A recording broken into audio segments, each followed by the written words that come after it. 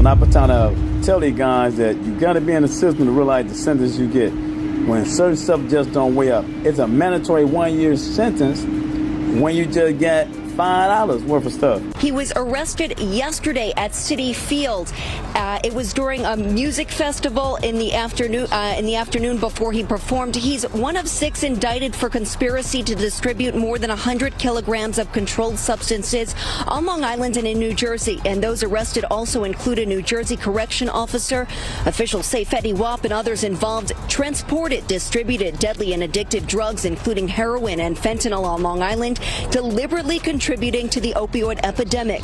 Fetty Wap just walked out the feds on January 8, 2026, after serving only 3 years of a 6-year drug trafficking sentence, and the streets are already talking. Rumors exploded the same day, with people claiming he snitched to get that early release. Then, out of nowhere, new clips dropped showing his ops catching him slipping. Now everyone's asking, did this happen because he cooperated?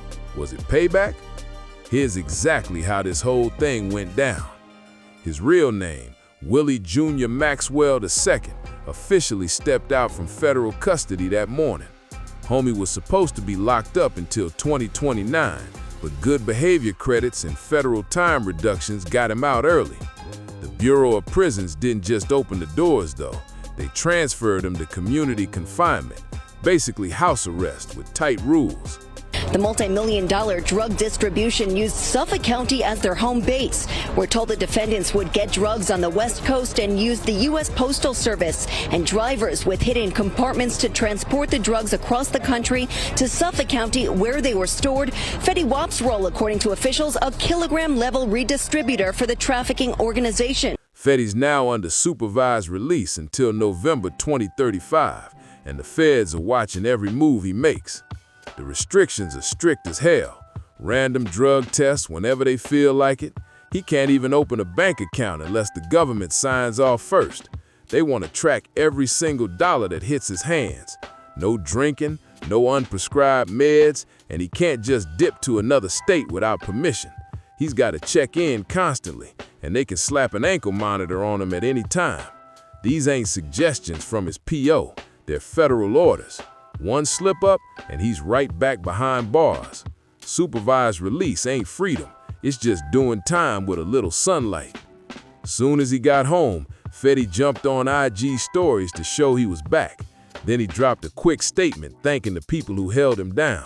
By that afternoon, videos started flooding the internet. Fetty Wap back in Jersey, surrounded by family, friends, and day one supporters. What seems like damn near just a couple of years ago, because it was, holy smokes, we seen 4 letters pop up. This one, home. That's from his official page. Then he goes on. The biggest clip showed a whole crowd giving him a standing ovation. Folks yelling 1738 like it was 2015 all over again. The vibe was nothing but love and energy. No drama, no hate, just the hood showing respect to someone who'd been gone too long. But before we talk about the celebration, we gotta rewind to how Fetty even ended up in this mess. His road to the feds didn't start overnight. It was a long buildup of choices, risks, and consequences that finally caught up with him. Back in October 2021, Fetty Wap got snatched up at Citi Field in New York. And trust, that move was no coincidence. He was supposed to hit the stage at Rollin' Loud NYC, one of the biggest hip-hop festivals on earth, with thousands of fans waiting. Instead, the feds pulled up deep, arresting him and 5 others in an indictment that dropped in Queens. The timing was strategic. They wanted to make a point. That arrest was a public warning to every rapper playing with the wrong crowd. I'm gonna write this. I want to thank my family, friends, and fans for the love, prayers, and continued support. It truly means everything to me. Right now, fame don't save you when the feds step in. According to prosecutors, Fetty was part of a bi-coastal crew pushing serious weight from California to New Jersey and Long Island between 2019 and 2020. The operation allegedly moved over 100 kilograms of cocaine, heroin, fentanyl, and crack. That's major trafficking, not street-level business. The feds had this thing under surveillance for months. This wasn't no traffic stop or random bust. It was a full-blown federal operation. When they finally swooped in, they seized $1.5 million in cash, stacks of drugs, pills, fentanyl, plus weapons and ammo. That's how deep it ran. This wasn't some corner hustle. This was organized, heavy-duty movement across states. And that's the setup that landed Fetty Wap where he was, until this shocking early release brought him right back to the headlines. My focus is on giving back through my community initiatives and foundation, supporting at-risk young children by expanding access to education, early tech skills, and vision care for young kids and students so they can show up as their best selves. I'm committed to moving forward with purpose and making a meaningful impact where it matters most. This wasn't no small-time hustle. It was a coast-to-coast drug operation moving serious product across state lines. At first, Fetty Wap managed to post bail and walk free while waiting for trial, but that freedom didn't last long. By August 2022, the feds came knocking again and snatched his bail, and the reason was wild. Reports say he allegedly threatened to murk someone over FaceTime, breaking his release terms in the most reckless way possible. Word is, Fetty flashed a gun during the call and called the other guy a rat, which basically meant he thought the person had cooperated with the feds. That was a major mistake. Judges don't play when it comes to stuff like that. Threatening witnesses while on bail is one of the fastest routes back to jail. It instantly shows the court you're a risk to the community and that you don't respect the system at all. Fetty Wap didn't get picked up by the police, he got picked up by the feds. And when the feds show up, that means the case been done for a minute. And that wasn't no traffic stop, wasn't no random raid, that was a long play. They had the phones tapped, they had people talking, they had routes mapped, they had numbers counted. So after that mess, in August 2022, Fetty decided to plead guilty to 1 count of conspiracy to distribute and possess controlled substances, specifically over 500 grams of cocaine. That charge carried a mandatory minimum of 5 years, but the plea was a strategic move. He and his legal team knew what they were up against. See, fentanyl changed everything. Once that drug's name hits a federal case file, judges start swinging harder than ever. The opioid crisis turned federal courts into zero-tolerance zones. People are dying in huge numbers from fent overdoses every year, and the system treats anyone connected to it like they're fueling mass destruction. Fentanyl's power is no joke. A speck the size of a grain of salt can end a life instantly. Because of that, defense lawyers have a brutal time cutting good deals when fent's involved. Just seeing that word in the paperwork makes prosecutors go extra hard, and judges lose all sympathy. The judges stop playing, the deals get ugly, and time starts stacking. And Fetty Wap knew what time it was. Before the jury ever heard shit, he pled guilty. That ain't a flex, that's straight up calculation. That's knowing the evidence ugly and trying to limit the damage. The feds don't bluff when it comes to that F-ball either. Fetty and his lawyers understood that perfectly. They knew going to trial was too risky. When the feds have wiretaps, bank records, physical evidence, and witnesses ready to talk, the conviction rate is basically guaranteed. Federal prosecutors win about 90% of cases, and when it's this kind of evidence, it's almost a wrap before it starts. So instead of gambling with his life, Fetty copped out, took the plea, owned up, and hoped to shave some time off with an acceptance of responsibility reduction. It wasn't about claiming innocence, it was about damage control. In federal court, when the evidence is stacked sky high, that's often the only smart play to avoid a double-length sentence if found guilty at trial. Then came sentencing day, May 24th, 2023 in Central Islip, New York. The judge handed Fetty 6 years in federal prison, followed by 5 years of supervised release. Since he'd already been locked up since August 2022, that time counted toward the 6-year term. Got out because federal math kicked in. Time served, good time, BOP credits, that's how the Fed time worked. Now he's home, but the argument is just starting. Some people are saying, should he pay his debt? Let him live. Others said, nah, hold on. We need to dig a little bit deeper on here. Prosecutors even tried to twist his own lyrics against him. They brought up Trap Queen, claiming it showed his history in the drug game. The judge did take into account his remorse and family situation, but still decided to give him that 6-year bid.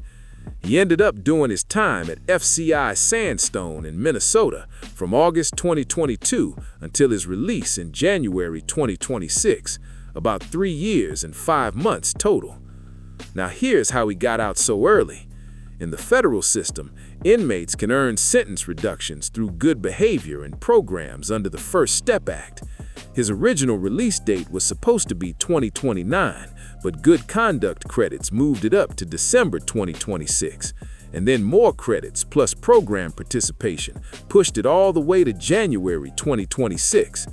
That's how Fetty Wap managed to walk free, early, strategic, and just barely staying ahead of the system's grip.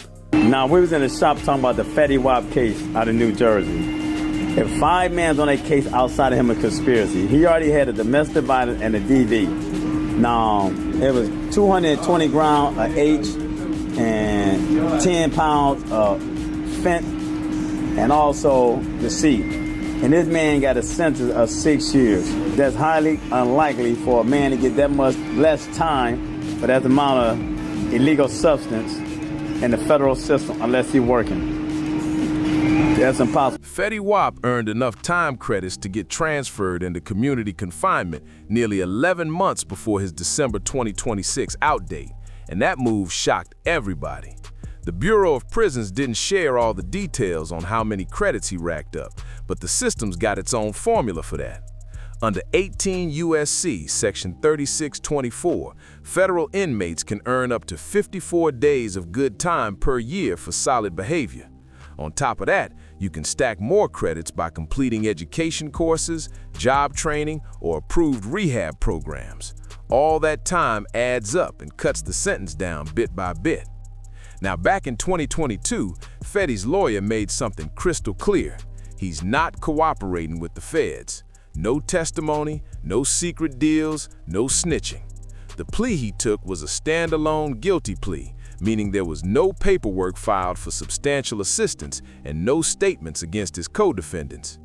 Right now, Fetty's sitting on house arrest in New Jersey under the supervision of the Philadelphia Residential Reentry Management Office, which operates under the Bureau of Prisons.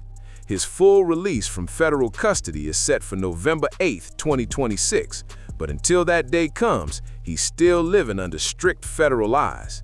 Random drug tests, constant financial reporting, and travel restrictions. Every move he makes has to be cleared. And I've been trying to tell these guys that you got to be in the system to realize the sentence you get. When certain stuff just don't weigh up, it's a mandatory 1-year sentence when you just get $5 worth of stuff. So you got anything over 5 grams is a mandatory 5-year sentence in the federal system. So how do a person get 5 years, 6 years, when it's mandatory 5 years for 5 grams? It's impossible. Even though he's technically home, it's still federal time in disguise. But the moment that early release hit social media, the streets lit up with rumors. People started asking the same thing over and over. Did Fetty Wap cooperate with the feds? Did he trade names for freedom? Was his early release bought with testimony? The snitch talk came in heavy, spreading fast through the hip-hop scene. And let's be real, this type of talk ain't new in the game. Whenever someone walks free earlier than expected, people instantly start connecting dots that don't exist. In street culture, the label snitch ain't just an insult. It can end a career and put your safety at risk. In rap, that word carries real-life consequences, and once it sticks, it's nearly impossible to shake off. Thing is, that gossip first started back in August 2022, right after Fetty took the plea. Some fans, and even some industry voices, assumed that meant he must have cut a deal. The logic seemed simple to him. Why plead guilty unless you're trading info? But that's not how the federal system really works. A guilty plea doesn't automatically mean someone's cooperating. Far from it. In many cases, defendants take the deal because the evidence is stacked too high to fight. When prosecutors have wiretaps of you talking about moves, surveillance footage showing you linking with the crew. His music went quiet. It went straight up. Nobody was listening to that shit no more. The hit stopped, the buzz dried up, the sound moved on. But by the time he touched the cell, Fetty wasn't even competing with no new rappers. His ass was already done. So really, he's competing with his own self. So prison don't pause your music career like we always see. It does erase a little bit of momentum, but the algorithm don't care about your case, playlists don't care about your struggle, and nostalgia only goes so far. Bank records prove an unexplained cash flow, and multiple witnesses connecting you to the operation. Fighting it in trial becomes pointless.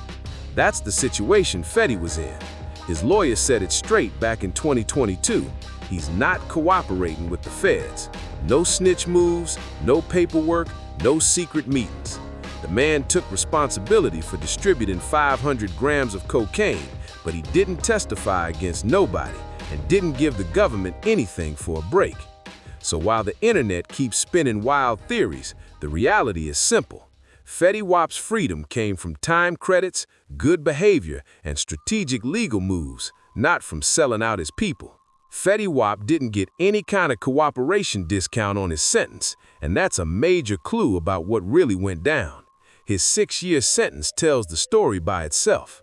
In federal cases, when someone cooperates, they usually get huge sentence reductions, like crazy short time compared to what the law requires. People who help prosecutors, drop info, or testify in other trials often walk out with less than half their mandatory time. Here's how it normally works.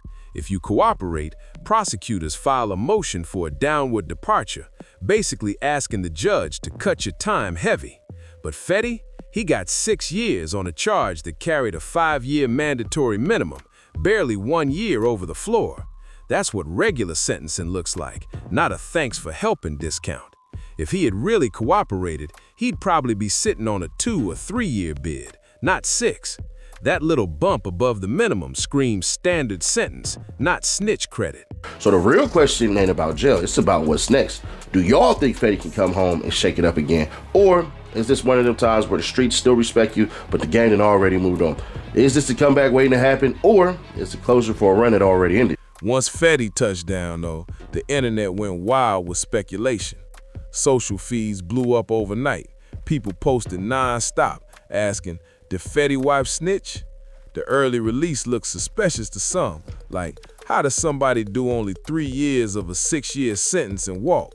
But the answer ain't hidden deals, it's federal math, plain and simple. See, good conduct time and First Step Act credits are part of the system. Every federal inmate who plays by the rules can earn them. You stay clean, join programs, take classes, or complete rehab training, and those credits stack up automatically.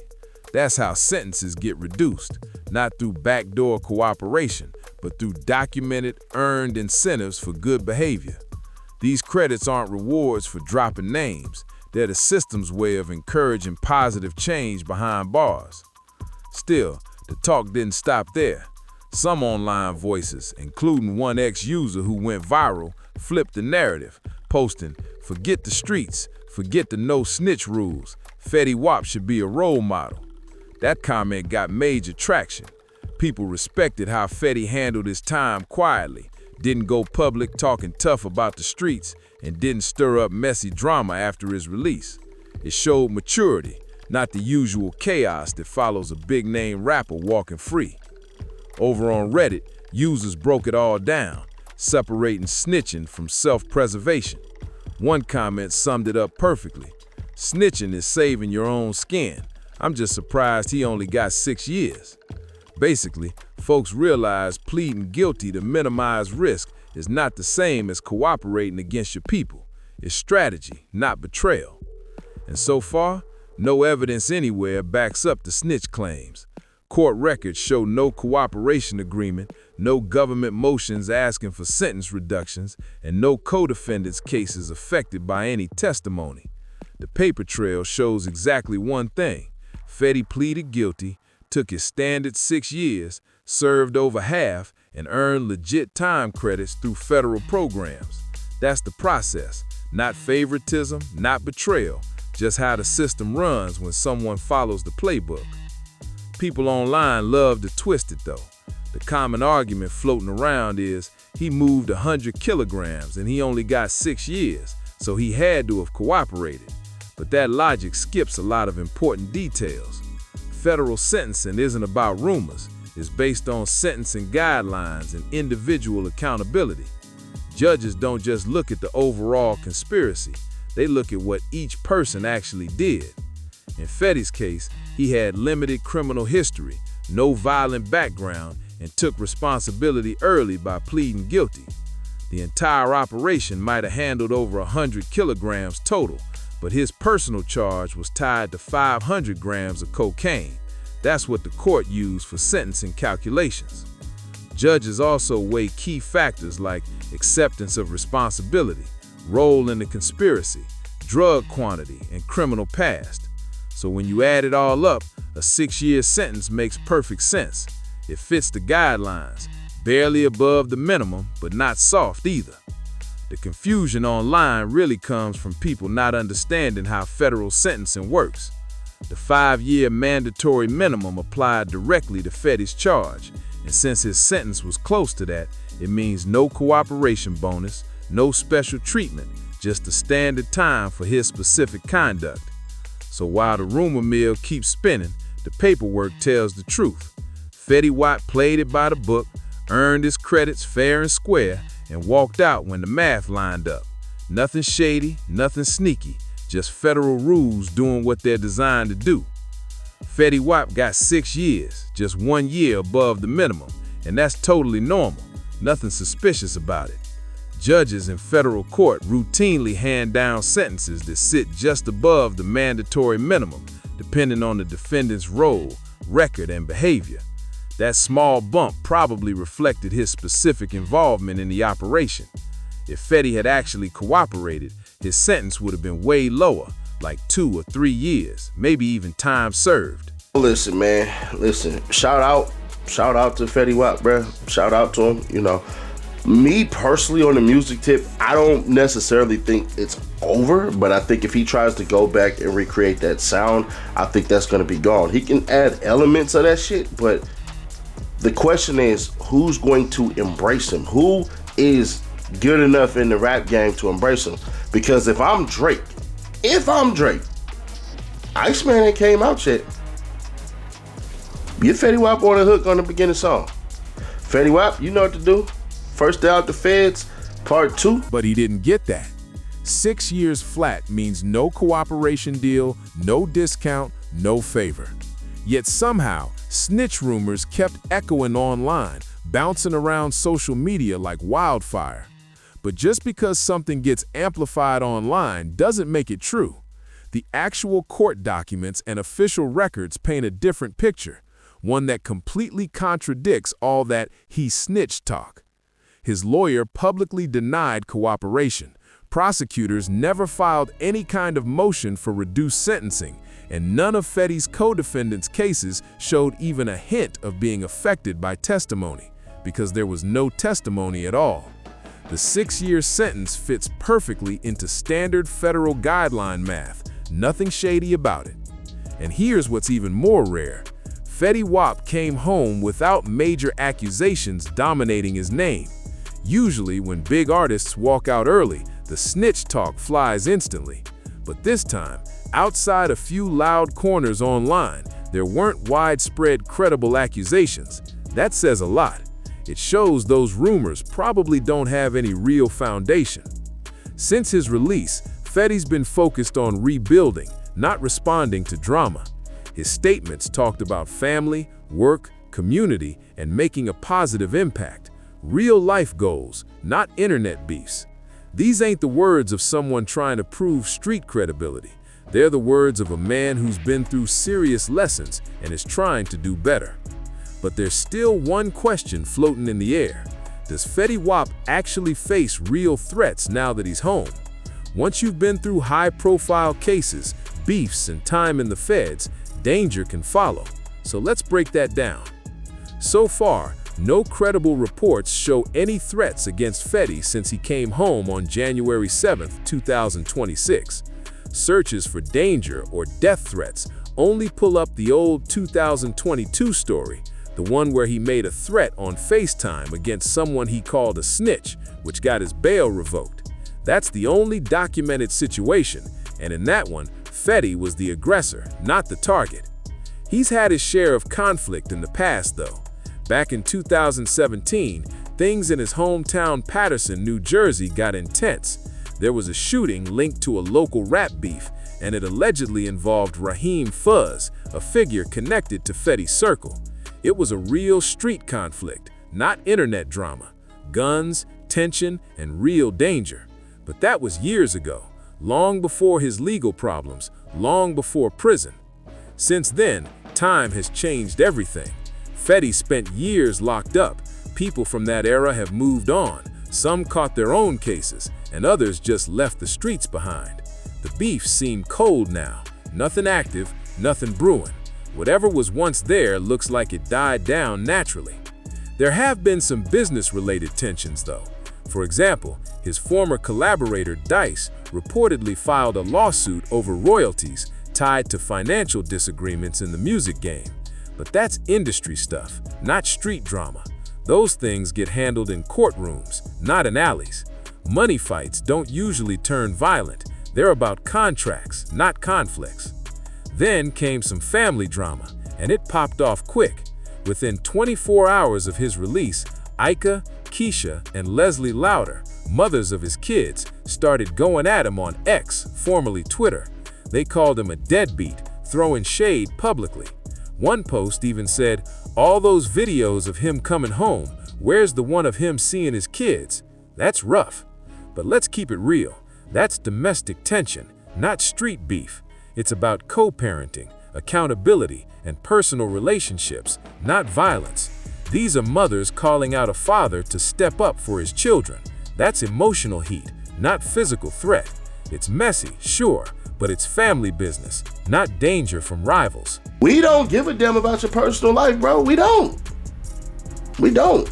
We care about a time in our personal life when your music hit for us and created a moment, and then we listen to it and now we get nostalgic about it. We care about growth in your music. We don't give a shit about you, the person. You don't give a shit about us. You care about providing what the fans or people who support your music like, and the fans and supporters care about the music. That's the problem with these entertainers, because not one point in time do y'all sit up here and really give back. Hell no, y'all don't. Y'all get sponsors, y'all get people to help out. Not saying that you should spend your own cash. There's also been online criticism about Fetty's past in the drug trade. One post went viral saying he's the reason the youth is dying, blasting him for moving fentanyl. That's moral outrage, not a hit warning. People have every right to criticize his past actions, especially given how deadly those drugs were. But that doesn't mean they're threatening his life. And if there really were threats out there, we'd see traces online. That's just how it goes now. The digital world exposes everything early. If someone was plotting something serious, it would have leaked through X, Instagram, or YouTube. That's where people throw subliminals and send warnings before things get physical. But all the recent searches show is celebration clips, family arguments, and commentary. No real danger signs. Even TMZ and the New York Post didn't hint at anything scary. Their reports focused strictly on his release details, his house arrest, and his future plans. Nothing about needing security, bodyguards, or protective measures. If major outlets smelled danger, they definitely highlight it. And the biggest proof? That welcome home video. Fetty was out in the open, big crowd, public celebration, no fear in sight. If he really thought people were out to get him, there's no way his team would have set that up so publicly. The fact he looked comfortable and relaxed around that many people tells you everything. He doesn't feel threatened. At this point, it seems Fetty Wap isn't running from anything but his past mistakes. No active beefs, no street threats, no real danger. Just a man trying to rebuild, surrounded by fans who still got love for him. Some people online said Fetty Wap's release was something to celebrate, not question. One post even pointed out how the standing ovations during his homecoming showed respect, not doubt. In street culture, how you carry yourself during your bid means everything, and Fetty earned that respect the quiet way. He didn't get loud, didn't talk crazy, didn't stir up drama while he was locked up. That calm, steady energy counts. It doesn't guarantee safety, but it keeps tensions low when you come home. People who stay cool behind bars usually walk out with less heat waiting for them. Now let's talk about the music side, because while Fetty was fighting legal battles, his career had already hit a wall. Understanding where he stands today means looking at how the fame faded long before he ever saw a courtroom. In 2015, Fetty Wap was everywhere. Trap Queen ruled the airwaves, peaking at #2 on the Billboard Hot 100. That track changed the game. His melodic trap sound became a whole wave, influencing a generation of artists. Then came 679 and My Way, both straight bangers that kept his momentum rolling. 2 Grammy nominations, a platinum debut album, and fans chanting 1738 every time his name dropped. He was unstoppable. But then, it all just stopped. Even Fetty admitted later that his career peaked fast and fell faster. He had massive hits, but couldn't hold his spot at the top. That spark that made him a superstar burned out quick. By the time the feds came knocking in 2021, his career wasn't just slowing, it was barely breathing. So what caused the collapse? A mix of industry shifts, oversaturation, and personal loss. His melodic trap style became the sound of the moment, but soon everyone else was doing it too.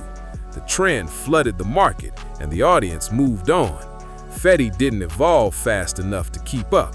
His later projects couldn't recapture that Trap Queen magic, and that hit hard. Then came tragedy. In 2021, Fetty dropped the Butterfly Effect mixtape, dedicated to his 4-year-old daughter who tragically passed away from cardiac arrhythmia that June. That kind of heartbreak changes a person forever. Some artists turn pain into power, but others lose focus under the weight, and for Fetty, that loss cut deep. Meanwhile, the pandemic crushed what little momentum he had left. With concerts shut down, artists who depended on touring income got hit hardest, and Fetty was one of them. When live shows disappeared, his main source of money dried up. Streaming alone couldn't cover the lifestyle he once had. That kind of financial pressure can push anyone to make bad choices, and in his case, it might explain why he fell back into the drug game. Not excusing it, but it makes the story make sense. Now he's home, and the mission is rebuilding from scratch, but the music industry's cold. 3 years gone might as well be a lifetime. Sounds change, trends shift, and algorithms forget you quick. New stars pop up every month, and for someone who's been off the grid, getting back in means fighting uphill every single day. Sure, nostalgia gives him a bit of a boost. People still love Trap Queen, and 2015 memories hit strong, but nostalgia can only carry you so far. You can't live off one era forever. To really come back, Fetty's got to create new hits that remind fans why they loved him in the first place, while still sounding fresh in 2026. The blueprint is simple, but risky. He can't just recreate Trap Queen, that moment's gone. What he can do is take the soul of that sound, the catchy melodies and raw honesty, and blend it into something new. But will the industry let him? That's the real question. Will big-name artists feature him again? Will producers take a chance? Will labels back him with all his legal baggage? Some might back off because of the stigma. Fresh out the feds, on house arrest, under supervision, that's a lot for any label to handle. But others might see potential in his story. To some, he's not a risk, he's a redemption arc. Still, there's a harsh truth here. Fans care about the music, not the redemption story.